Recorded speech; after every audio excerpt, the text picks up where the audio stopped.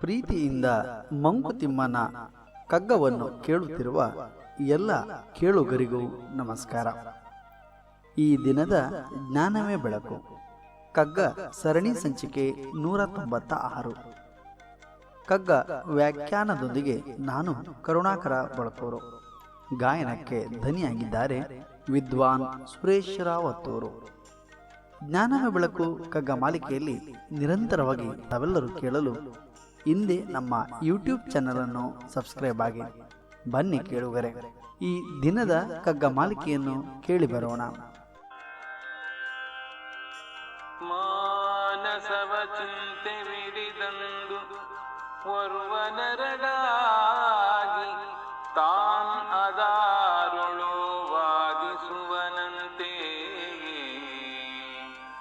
ಬಾಯಿಂದೇನೋ ನುಡಿಯುತ್ತ ಕೈ ಸನ್ನೆಗೈಯುವನು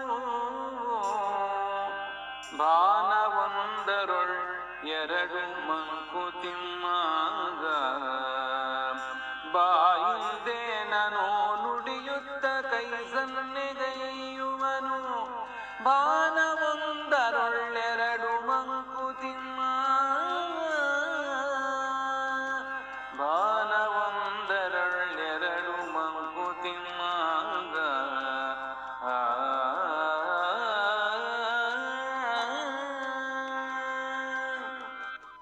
ಬಂಧುಗಳೇ, ಈ ಜಗತ್ತಿನಲ್ಲಿ ಚಿಂತೆ ಎನ್ನುವಂಥದ್ದು ಯಾರಿಗಿಲ್ಲ ಹೇಳಿ.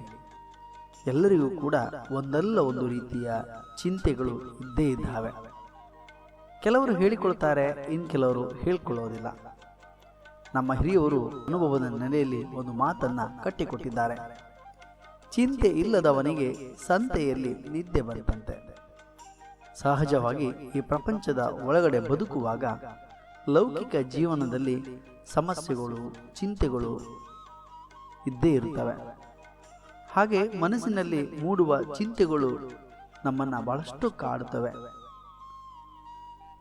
ಅವನು ಒಬ್ಬನೇ ವ್ಯಕ್ತಿಯಾಗಿದ್ದಾಗ ಇಬ್ಬರು ಮಾತನಾಡಿಕೊಂಡಂತೆ ಏನೇನೋ ದಾರಿಯಲ್ಲಿ ಹೇಳಿಕೊಳ್ಳುತ್ತಾ, ಕುಳಿತಲ್ಲೇ ಮಾತನಾಡುತ್ತಾ, ವಾಸ್ತವ ಪ್ರಪಂಚದ ಬಗ್ಗೆ ಪ್ರಜ್ಞೆ ಇಲ್ಲದೆ ಏನೆಲ್ಲ ಮಾತನಾಡುವುದು, ತಲೆಯನ್ನಲ್ಲಾಡಿಸುವುದು, ಕೈಯನ್ನು ಸನ್ನೆ ಮಾಡುವುದು, ಹೀಗೆ ಏನಾದರೂ ಒಂದು ಮಾಡಿಕೊಂಡು ಅವರದ್ದೇ ಲೋಕದಲ್ಲಿ ವ್ಯವಹರಿಸುತ್ತಾ ಇರುತ್ತಾರೆ.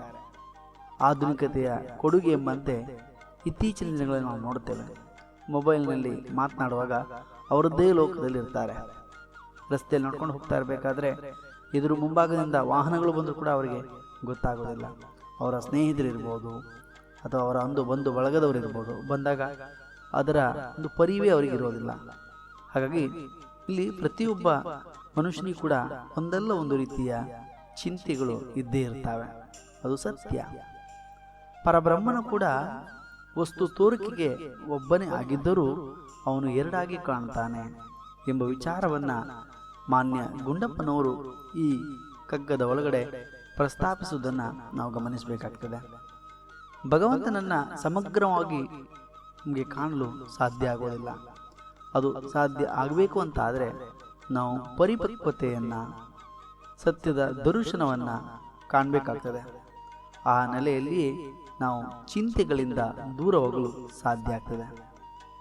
ಬಂಧುಗಳೇ, ನಾಳೆ ಇನ್ನೊಂದು ಕಗ್ಗದೊಂದಿಗೆ ನಾನು ಬರುತ್ತೇನೆ.